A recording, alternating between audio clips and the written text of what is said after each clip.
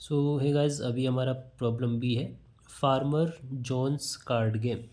तो इसमें बेसिकली एक फार्मर है, उसके पास एन नंबर ऑफ काउज है। ठीक है, एन नंबर ऑफ काउज है एंड उसके पास एक डेक है जिसमें N into M minus one cards है। ठीक है, तो वो इस हिसाब से जो हमारी A1 A2 up to AN, ये जो काउज है, हर काउ को m number of cards distribute किए जाते हैं। ठीक है, ऐसा लैंग्वेज प्रॉब्लम में दिया गया, बट हम ऐसा मान लेते हैं कि हमारे पास n बंदे हैं। ठीक है, और वो पत्ते खेल रहे हैं और हर बंदे को m कार्ड मिले हुए हैं। ठीक है, ओके। तो अब कार्ड्स पहले से डिस्ट्रीब्यूट हो चुके हैं। ठीक है, अब हमें एक ऐसा परमुटेशन बताना है कि सबसे पहले इनमें से कौन सा बंदा कार्ड चलेगा। मतलब जो राउंड होगी ना, उसमें हर बंदे को एक बार में एक कार्ड चलना है। स्टार्टिंग में जो सेंटर है हमारा, यहाँ पे बंदे बैठे हुए हैं। ठीक है, सेंटर में सबसे पहले -1 कार्ड रखा हुआ है। अब देखो अब हमें क्या करना है, कोई भी बंदा जिसका टर्न होगा उसको यहाँ पे जो कार्ड रखे हुए हैं उसमें टॉप पे जो कार्ड है उससे बड़ा कार्ड ही चलना है। अगर वो ऐसा नहीं कर पाया तो वो हार जाएगा। तो क्योंकि हमारे पास कार्ड 0 से लेके up to n into m-1 है। ठीक है, तो ऑफकोर्स सबसे पहले उस बंदे को चलना चाहिए जिसके पास 0 होगा, राइट। क्योंकि मान लो इस बंदे के पास 0 कार्ड आया। ठीक है, और बाकी और भी कार्ड्स हैं, और इस बंदे के पास 1 कार्ड आया है। सबसे पहले अगर इसका टर्न नहीं आया तो इनमें से अगर कोई भी बंदा चलेगा तो उसके पास 0 से बड़ा कार्ड होगा हमेशा। तो वो कुछ भी चल दिया, तो कुछ भी चल दिया, मान लो इसने 1 चल दिया। ठीक है, तो टॉप पे हमारे पास क्या आ गया, 1 आ गया। अब ये बंदा इस कार्ड का कभी भी यूज़ नहीं कर पाएगा। ठीक है, जबकि प्रॉब्लम में ये दिया गया है कि हर बंदा अपना सारे कार्ड यूज़ कर पाए, इस तरह से हमें एक परमुटेशन बनाना है। समझ गए।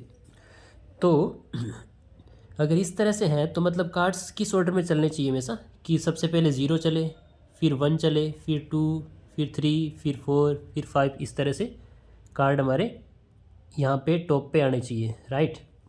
एंड एक बार में एक ही बंदे का टर्न आना चाहिए।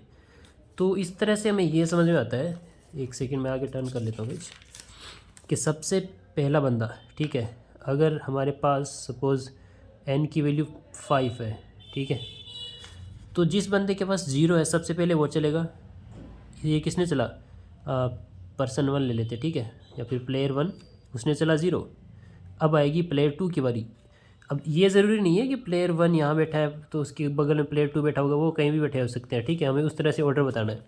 अब प्लेयर 2 की बारी आएगी। अब प्लेयर 2 कौन सा होगा, जिसके पास 1 होना चाहिए। ठीक है, क्योंकि अगर प्लेयर 2 की बारी आई और उसने 1 नहीं चला, कुछ और पता चल दिया। ठीक है, अब 0 इसने चल दिया, 1 अगर ये नहीं चलता है, 1 से बड़ा कुछ चल देता है, तो बाद में 1 का यूज़ नहीं कर पाएगा। ठीक है, क्योंकि एक बार बड़ा पत्ता ऊपर आ गया, उससे छोटे पत्ते यूज़ नहीं होंगे। उसके बाद आती है प्लेयर 3 की बारी, तो उसको क्या चलना होगा, 2 चलना होगा। फिर आता है प्लेयर 4 की बारी, उसको क्या चलना होगा, 3 चलना होगा। फिर आता है प्लेयर 5 की बारी, उसको क्या चलना होगा, 4 चलना होगा। अब फिर से प्लेयर 1 की बारी आएगी, तो इसको क्या चलना होगा, 5 चलना होगा। समझ गए। फिर ऐसे ही ये 6 चलेगा, ये 7, ये 8, ये 9। फिर से बारी आएगी प्लेयर 1 की, तो ये चलेगा 10, ये 11, ये 12, ये 13, ये 14। फिर से उसकी बारी आएगी, ऐसे ऐसे चलता रहेगा। समझ गए।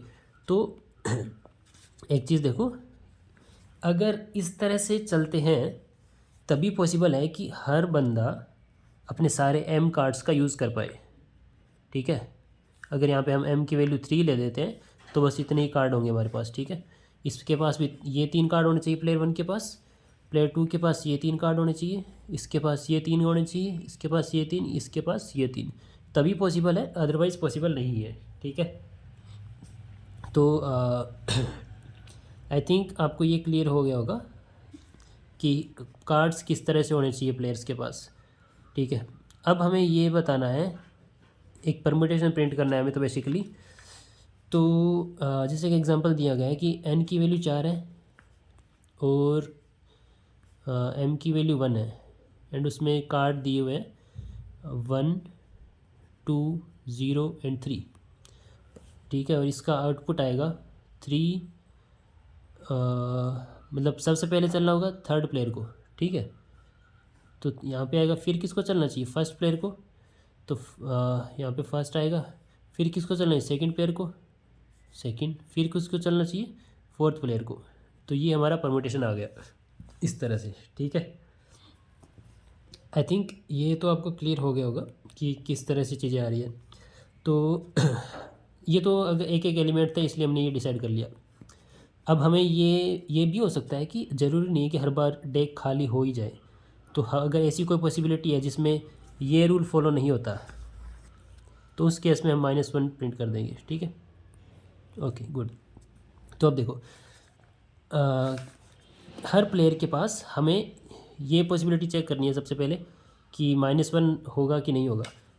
तो देखो, हर प्लेयर के पास जितने भी कार्ड्स हैं, हमारे पास बेसिकली क्या होगा, वेक्टर ऑफ वेक्टर, मतलब एक मैट्रिक्स होगी, उसमें हमें हर रो को शॉर्ट कर लेना है। हर रो को शॉर्ट करने के बाद हमारे पास जैसे ये वाला अगर मैट्रिक्स है, तो प्लेयर 1 के पास ये सब कार्ड है, इसको शॉर्ट कर लिया हमने, तो 0, 5 और 10 आया, ठीक है। इसके पास 1, 6 और 11 आया। इसके पास 2, 7, 12 और इसके पास 3, 8 और 13, और एक और प्लेयर बच गया, उसके पास आया 4, 9 और 14। अब देखो, हर प्लेयर के पास जितने भी कार्ड्स हैं ना, उनका डिफरेंस 5 होना चाहिए। 5 क्या है हमारा, n, ठीक है। हर पत्ते के बीच में आप पहले सबसे पहले मैट्रिक्स इनपुट लिया, उसके बाद हर रो को आप शॉर्ट कर लोगे, ठीक है। हर रो को शॉर्ट कर लिया हमने। शॉर्ट करने के बाद हर आपको देखना है कि हर रो के अंदर एडजेसेंट एलिमेंट का डिफरेंस जो है वो n के इक्वल होना चाहिए। ऐसा क्यों बोल रहा हूँ, क्योंकि सबसे पहले इसने ये चलेगा, उसके बाद बाकी प्लेयर्स चलेंगे, फिर इसकी जब बारी आएगी तब तक n कार्ड यूज़ हो चुके होंगे, तो फिर इसको n+1 चलना पड़ेगा, ये चलना होगा इसको ना, क्योंकि 0, 1, 2, 3 इस ऑर्डर में चल रहे हैं कार्ड। फिर जब इसकी बारी आएगी तो टोटल n प्लेयर ने कार्ड चल दिए ना, तो फिर ये नेक्स्ट कार्ड यहाँ पे आएगा। तो इसलिए हर एडजेसेंट एलिमेंट का डिफरेंस n होना चाहिए। तो जैसे 5 - 0 5 है, ठीक है। 10 - 5 इज़ 5, ठीक है। 6 - 1 5, 11 - 6 5, 7 - 2 5, 12 - 7 5। तो अगर ये चीज़ नहीं होती है, ठीक है, आप हर रो को शॉर्ट करोगे, हर रो में देखोगे कि एडजेसेंट एलिमेंट का जो डिफरेंस है वो n के इक्वल है। अगर नहीं है तो आप -1 प्रिंट कर दोगे, बट अगर है तब हमें क्या करना है, एक परमुटेशन प्रिंट करना है। अब वो परमुटेशन क्या होगा, हमें वो डिसाइड करना है। तो सबसे पहले देखो कि अगर ये ऑर्डर नहीं होता है, हम इसको थोड़ा ऊपर नीचे करते हैं, ठीक है। सपोज़ इस तरह से कुछ है, 1, 6, 11 और 3, 8, 13, इस तरह से हमारा इनपुट है। 0, 5, 10, 4, 9, 14 एंड 2, 7 और 12, ठीक है। इस तरह से हमारा इनपुट दिया हुआ है, ठीक है।